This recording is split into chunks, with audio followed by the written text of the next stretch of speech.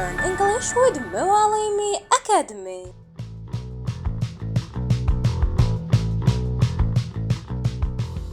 Hi everyone, welcome back. We've got teacher Sophia with us today.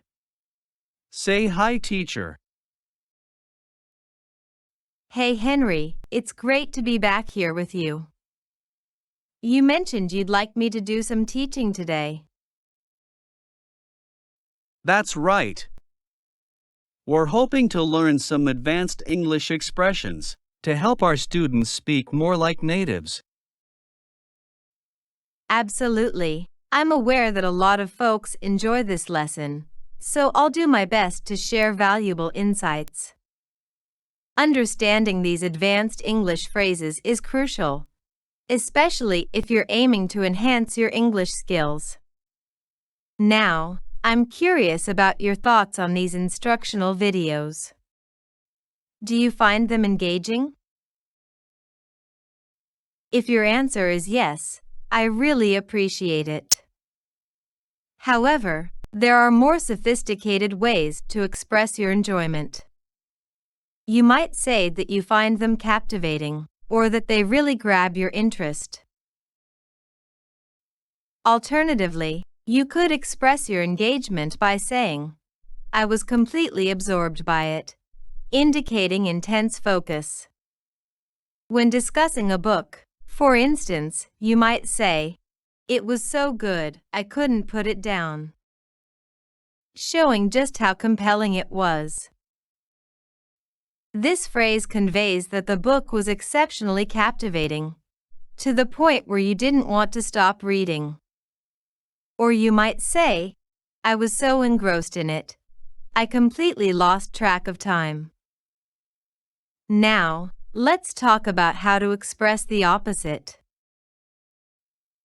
If you found something utterly uninteresting, you might say, "It bored me to death," indicating extreme boredom. This means you found the activity incredibly dull. Alternatively, you could say, "I was bored out of my mind." For instance, if a conference you attended was dreadfully dull, you might describe it by saying, "That conference was just terrible. I was bored out of my mind. The presenter was just the worst." For a more elaborate way to express boredom, you might use the phrase, "It was as exciting as watching paint dry," which is a bit of a sarcastic comment. It's a funny expression, but it gets the point across. I've heard it used quite a few times. Ha ha ha ha ha. We all face challenges in life. That's something I'm fully aware of. So, when you see a friend looking worried, instead of saying they seem sad, you could express your concern by saying, "You seem a bit down.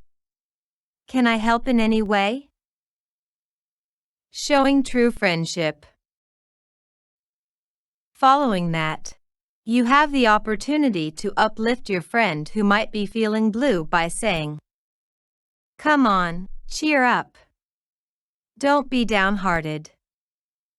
It's not as bad as it seems. Everything will work out." Or, "Try to look on the bright side of things." This phrase encourages your friend to consider the positive aspects of the situation. Imagine your friend didn't do well on a test, but there's a chance to have a conversation with the teacher about it. You might tell your friend, "Sure, the exam didn't go well, but let's look at the positive side. We can talk to the teacher and maybe get another chance." Or you could say, "It's not a huge disaster." People use this phrase when they want to calm someone who is making a big deal out of a minor issue. Like, if your buddy is really upset because their favorite football team didn't win the championship, you might tell them, "Okay, they didn't win this time, but it's not a huge disaster." They'll have another shot next season and they might do better. It's really important to start using these phrases when you talk every day. That's the best way to get better at English. Now, let's talk about how to say you're not happy about something. You could use phrases like, "That's really unfortunate," or "That's too bad." Or even say, "That's really disappointing."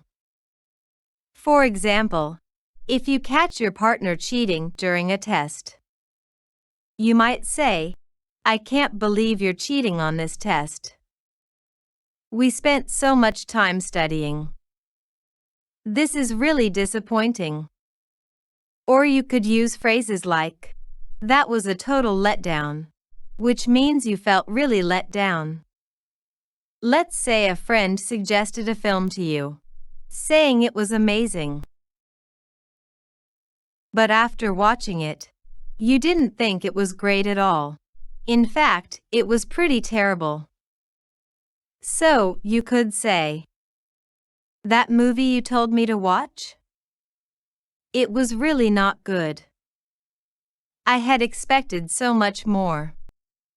Next, I'm going to share some ways to say you think someone might not be telling the truth. Listen closely. Usually, people might say, "Are you joking?" when they think someone might be making something up. A fun way to express doubt is to say, "Are you pulling my leg?" It's like asking if someone is trying to trick you in a playful way. So let's say someone comes up to you and claims, "I just won the lottery yesterday." You might respond in disbelief. "Really? Are you trying to fool me?" Or if someone is making a story sound way more dramatic than it probably is, you could point it out by saying, "That seems a little overstated." Or you might comment, "You might be bending the truth a bit there," indicating that you think they are not being completely honest. Alternatively, you could say, "You're not giving us the full picture, are you?" Suggesting that you think they are leaving out important details, or not being truthful. If a story doesn't seem believable, you can express your doubt by saying, "Something about his story doesn't add up."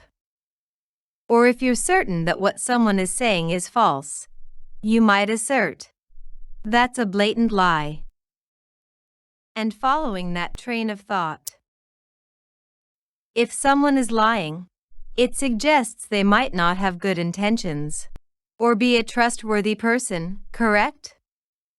Instead of outright calling them a bad person, you might use other phrases like, "He's not a good guy." Or you could say, "He's really sketchy," or "He's not someone I would trust." These are softer ways to express disapproval of someone's character. If you want to be a bit stronger, you might say, "He's really awful, but let's try not to be too harsh." Perhaps saying, "He's not the nicest person," would suffice.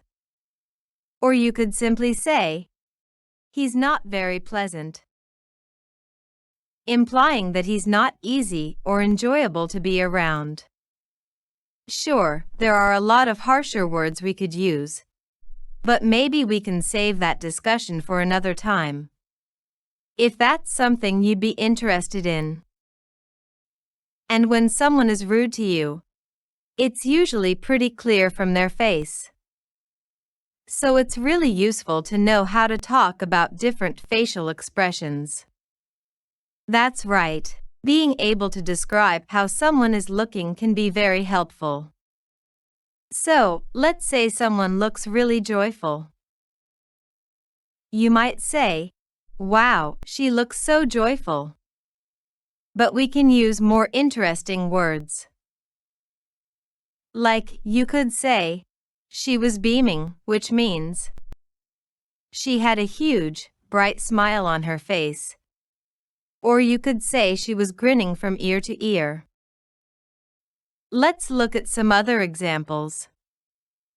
Instead of saying someone looks confused, you could say, he looks baffled.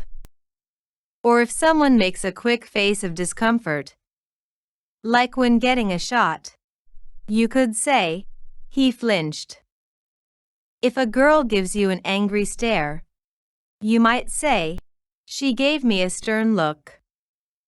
And if someone's face turns red because they're feeling shy or embarrassed, you can say, she blushed.